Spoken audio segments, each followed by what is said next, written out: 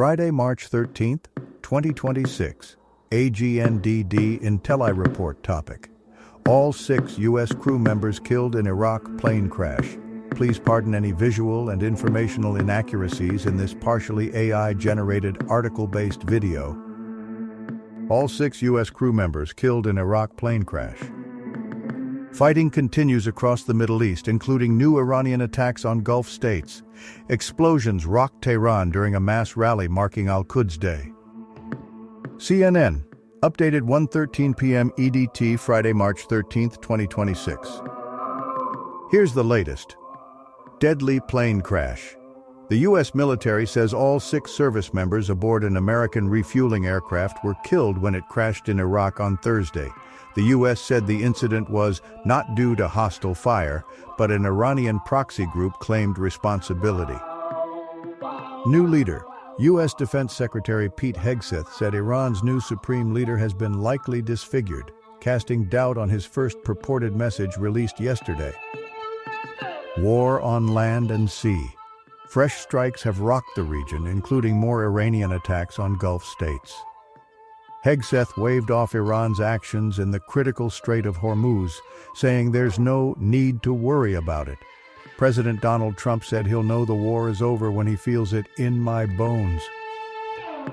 Tehran blasts. A strike killed at least 1 person in Tehran, where explosions were reported near large crowds marking Al-Quds Day. At least 2,000 people in total are dead as a result of the war so far. Iran announces arrest of a Starlink user as internet blackout continues. By Max Saltman, 7 hours 20 minutes ago. Iranian authorities say they arrested a 37-year-old for offering unfettered internet access through a Starlink device in Fars province, according to state-supported media outlet ISNA. Since the start of the war, the Iranian government has shut down internet across the country, and the arrest comes as Iran enters its 3rd week of a near-total connectivity blackout, according to internet watchdog NetBlocks. All 6 crew members killed after U.S. refueling plane crashes in Iraq. BBC, 10 hours ago. Jaroslav Lukavand, Claire Keenan.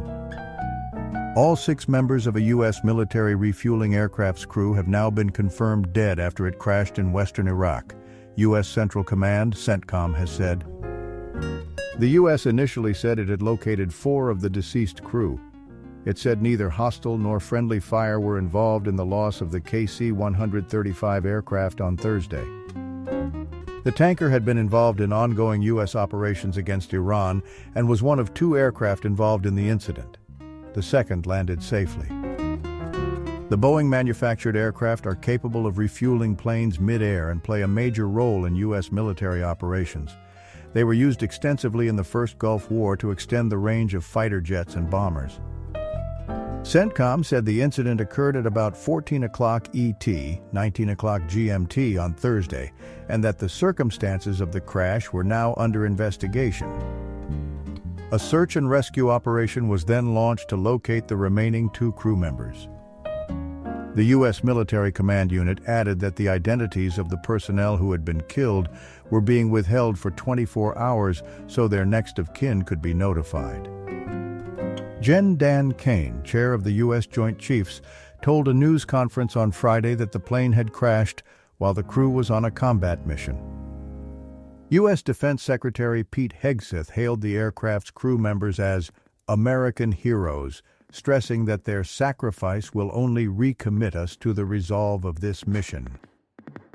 The KC-135 usually has a crew of at least a pilot, a co-pilot, and a boom operator responsible for controlling the refueling arm of the aircraft.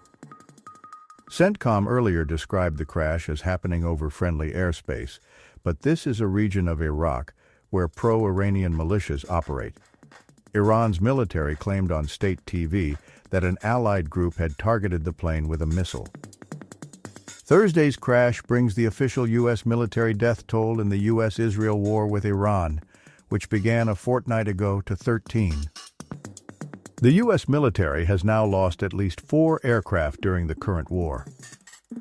Earlier this month, 3 F-15s were shot down in an apparent friendly fire incident over Kuwait, officials said.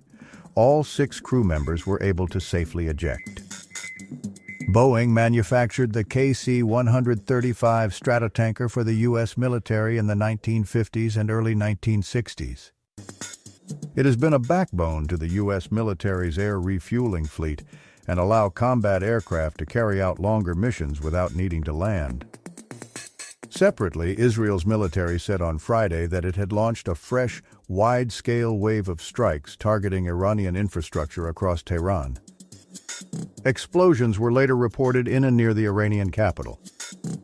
It came after the U.S. loosened sanctions on other countries buying Russian oil and petroleum already loaded on vessels at sea to curb the economic impact of the U.S.-Israel war with Iran. Oil prices climbed above $100, 75 pounds, a barrel again on Thursday, while stock markets fell after 3 more cargo vessels were hit in the Gulf, and Iran's new supreme leader vowed to keep blocking the Strait of Hormuz, a vital shipping lane. U.S. President Donald Trump has indicated that the war could end very soon since the price of oil shot up, while also suggesting the U.S. could go further.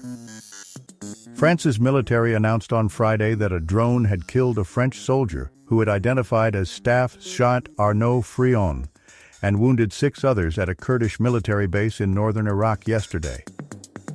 It said the soldiers had been stationed at the base to train Iraqi units. Thank you for watching this AGNDD intelliReport, dear viewers. Please like, subscribe, and click the bell button to get notified during new uploads. And make sure to tune in next time. Stay safe and healthy. Cheers.